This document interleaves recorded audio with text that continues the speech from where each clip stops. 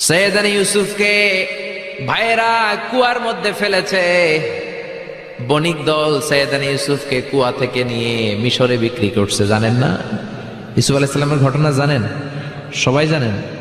বিক্রি করার পরে মিশরের সেকেন্ড ইন পজিশন সেনাপতি আজিজে মিসর অনেক অনেক টাকা দিয়ে তাকে কিনে নিয়ে জুলাইখার হাতে দিয়েছে। কার হাতে? জুলাইখার নামও জানেন? জুলাইখার হাতে দেওয়ার পরে জুলাইখা তারা নিজের ছেলের মতো মানুষ করতে শুরু করেছে।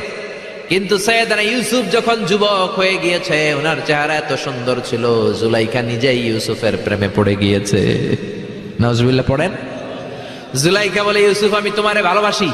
ইউসুফ কয়, আমি আল্লাহরে ভালোবাসি।